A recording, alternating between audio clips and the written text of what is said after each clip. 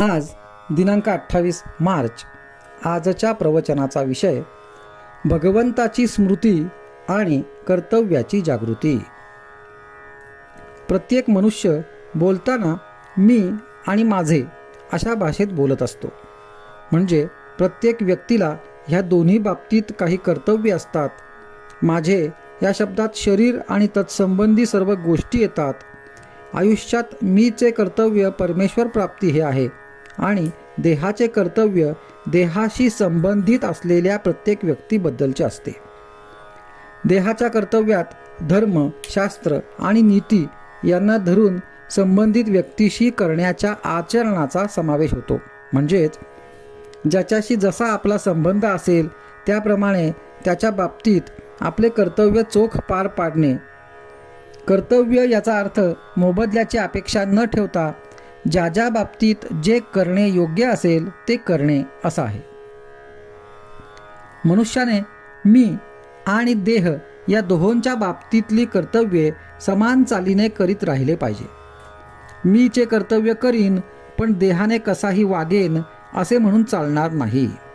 याचे कारण असे आहे की समजा एखादा मनुष्य नोकरी करीत आहे, तो ती नोकरी कशाकरिता करतो याचा विचार केला तर असे दिसते की ती नोकरी करायला दुसरे कोणी नव्हते म्हणून तो ती नोकरी करीत नसतो, तर त्या नोकरीतून मिळणारा पैसा कुटुंब रक्षणाकरिता उपयोगी पडेल म्हणून तो ती नोकरी करीत असतो.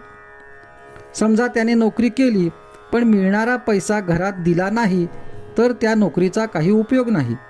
तसे मीचे कर्तव्य म्हणजे भगवंताचे अनुसंधान केले पण देहाचे कर्तव्य म्हणजे सदाचरण आणि संबंधित व्यक्तीशी असलेली कर्तव्ये न केली तर नोकरी करून पैसे घरी न दिल्यासारखे होईल.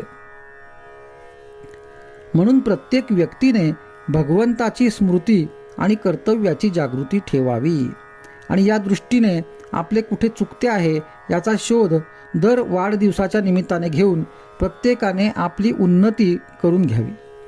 जेवताना भोवती उदबत्तीचा सुगंध वास आणि तोंडात गोड घास जसा असावा त्याप्रमाणे आपण बाहेर गोड बोलावे आणि आत भगवंताचे गोड नाम घ्यावे. म्हणजेच आपण आत बाहेर गोड असावे. ज्याप्रमाणे एखादा गवई पुष्कळ ताना मारतो पण शेवटी समेवर येतो, त्याचप्रमाणे भगवंताजवळ लक्ष ठेवून मग आपण काहीही केले तरी हरकत नाही. समेला विसरून मात्र उपयोग नाही. इथे तबला वाजविणारा भगवंतच आहे म्हणून त्याचा ठेका बरोबर चालतो.